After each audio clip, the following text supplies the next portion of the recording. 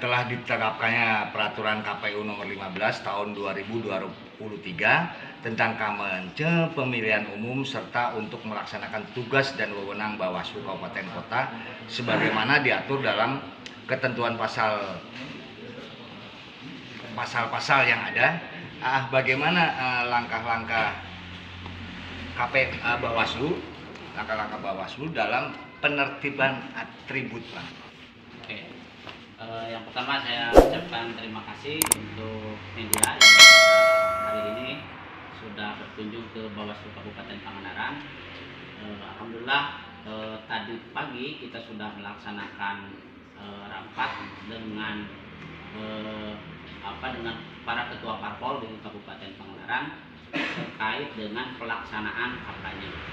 Sesuai dengan PKPU 15 bahwa pelaksanaan kampanye itu akan dilaksanakan pada tanggal 28 November sampai dengan 10 Februari 2024. 28 November 2023 sampai dengan 10 Februari 2024. Totalnya itu ada 75 hari.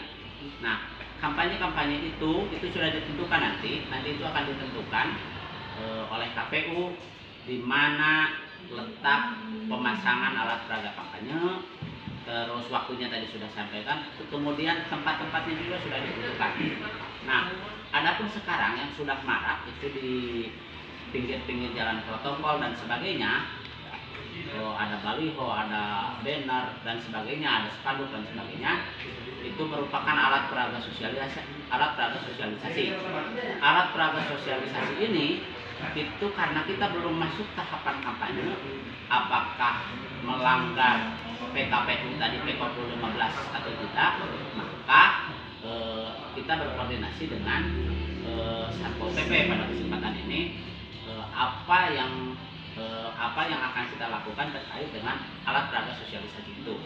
Alat peraga sosialisasi ini tentu saja kita berkoordinasi karena memang ada beberapa alat peraga yang penempatannya tidak sesuai dengan Perda 42/2016 ya tentang H3.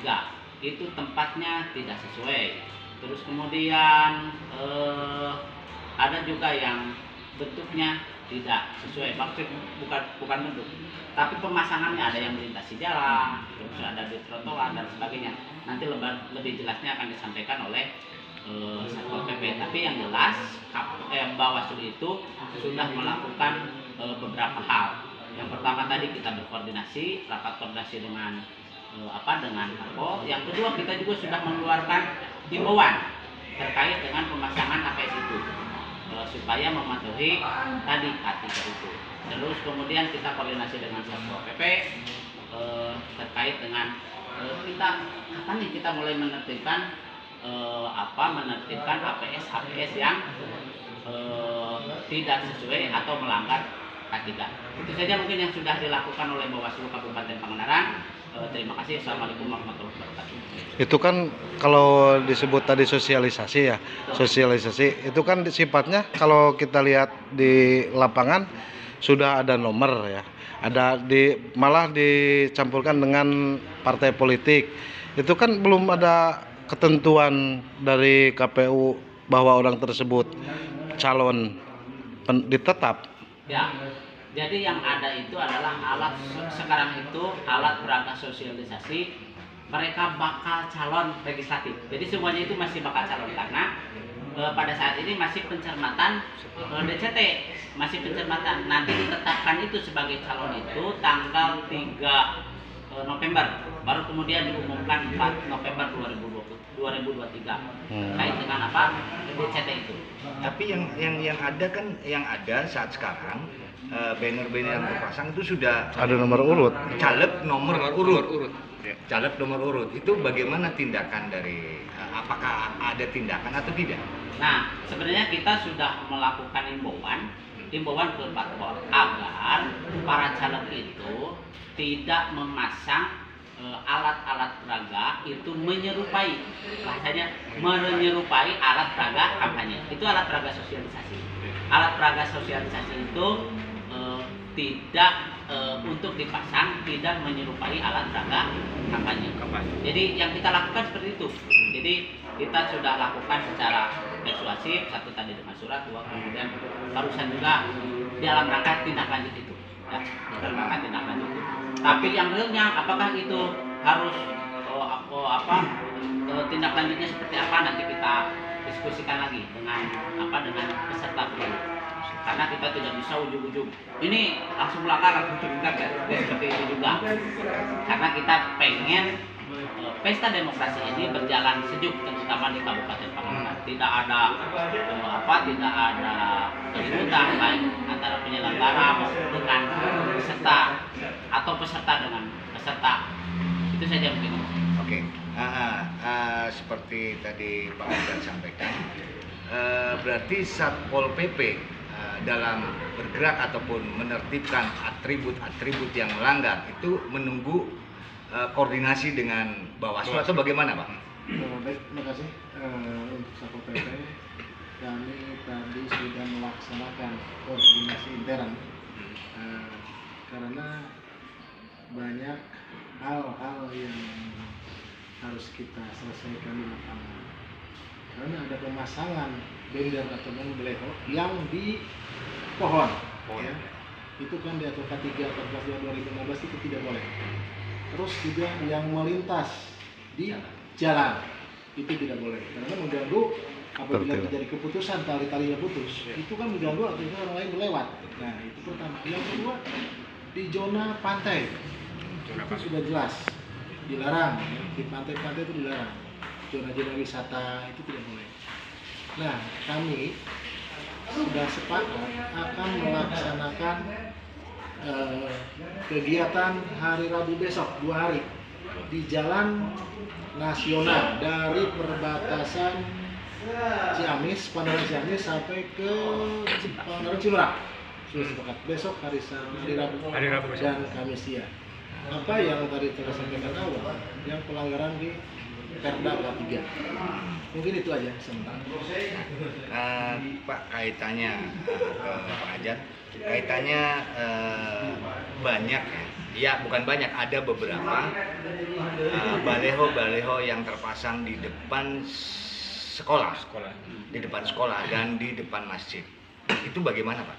Ini jadi baliho itu atau alat peraga sosialisasi itu yang tidak boleh itu secara tempat itu, satu di depan fasilitas pendidikan itu tidak boleh, di arena fasilitas pendidikan itu tidak boleh. Yang kedua di area fasilitas pemerintah itu tidak boleh. Dan yang terakhir di area fasilitas ibadah tidak. Jadi yang tidak boleh itu ada di 3 area itu. Kalau ada itu otomatis itu dengan serta-merta akan langsung ditertibkan oleh yang seperti itu. Tetapi sebelum ditertibkan kita akan persuasif dulu siapa yang memasangnya. Kita cari tahu yang memasangnya supaya bisa ditertibkan terlebih dahulu oleh yang memasangnya. Kalau tidak bisa, kita tunggu ini tidak ditertibkan juga, maka kita Bawaslu yang langsung menertibkan khusus di daerah-daerah itu. Tapi kalau tadi di daerah yang misalnya di zona hijau atau di trotoar atau yang di pohon-pohon, itu wilayahnya wilayah Satpol PP. Tapi untuk yang 3 wilayah itu karena memang jelas itu di undang-undangnya tidak boleh, yang 3 tempat itu Bawaslu akan langsung menertibkan kalau ditemukan yang seperti itu. Tapi laporan yang saya terima dari Panwas di Panwascam, PKD itu tidak ada yang di 3 zona itu, yang di area-area itu. Jadi karena jelas radiusnya dari wilayah dari fasilitas pendidikan, bukan di fasilitas pendidikan lagi. Ya, jadi sampai saat ini belum menemukan. Itu mungkin. Satu lagi Pak, terkait kesiapan Bawaslu Pak dengan adanya mau diselenggarakan ini kegiatan ini ya pileg ini sudah sampai mana Pak? Kalau Bawaslu secara struktural dari kabupaten sampai dengan desa itu sudah sangat siap. Sudah siap, sumber dayanya sudah ada, kita sudah melakukan pelatihan, bagaimana cara pengawasan, kita melakukan pembinaan seminggu kemarin kita pembinaan ke PKD semua Kabupaten Pangandaran. Nah, tinggal nanti kurang lebih sebulan sebelum pelaksanaan kita akan merekrut pengawas TPS. Pengawas TPS. Jadi nanti di setiap TPS 1346 itu akan ada pengawasnya. Jadi kita benar-benar sudah siap untuk mengawal pemilu. Tapi tadi mengawal pemilu itu tujuannya itu pemilunya terlaksana dengan damai pelaksanaannya, dan terakhir kita mendapatkan pemimpin-pemimpin yang berkualitas di Kabupaten Pangandaran. Barangkali ada himbauan untuk masyarakat ini, seperti kan sering terjadi ya, katakanlah biasa ada ya pelanggaran-pelanggaran. Untuk masyarakat yang menemukan laporannya kemana biasanya kan pengaduannya? Apabila terjadi pelanggaran, saya juga insya Allah besok hari Kamis akan mengadakan kegiatan dengan Ormas, OKP. Nah, dengan Ormas dan OKP itu saya akan mengajak kepada mereka, karena memang mereka yang punya masa, sebut saja punya masa, punya anggota dan sebagainya. Itu kita akan mengajak mereka supaya menjadi pengawas partisipatif. Pengawas partisipatif artinya semua tahapan pemilu itu diawasi oleh masyarakat. Jadi bersama rakyat kita akan mengawasi pemilu. Untuk apa? Agar pemilu ini terjadi pemilu yang berintegritas. Artinya antara norma-norma itu dengan pelaksanaan itu sesuai. Nah, adapun kalau ada ketidaksesuaian atau tadi sebut saja pelanggaran, maka kita itu sudah punya pengawas. Pengawas di tingkat desa itu sudah ada. Jadi bisa, kalaupun ini ada ketidaksesuaian antara norma hukum dengan pelaksanaan, itu bisa melapor ke Panwas Desa. Kemudian namanya PKD, pengawas kelurahan atau desa. Kemudian di kecamatan ada Panwascam. Itu Panwascam ada 3 orang, PKD 1 orang setiap desa ada. Terus kemudian ada Bawaslu Kabupaten. Jadi saya harapkan nanti pengawas-pengawas ini bisa menjangkau semuanya. Nanti kalau misalnya ada tadi ketidaksesuaian di tingkat desa, itu bisa melapor ke Panwas Desa. Ya. Siap. Satu lagi untuk Satpol PP. Besok kan mulai penertiban hari Rabu. Apakah sudah ada pemberitahuan ke masing-masing partai atau ada himbauan khusus? Kita sudah sosialisasi di sini rapat. Kami sudah koordinasi juga, tadi menyampaikan juga hasil rapat melaksanakan kegiatan ini. Itu kan ada pelanggaran di K3. Sebenarnya sudah tercantum di Perda K3. Kami kerjasama dengan Bawaslu sudah pindah ke sini. Koordinasinya sudah. Oke.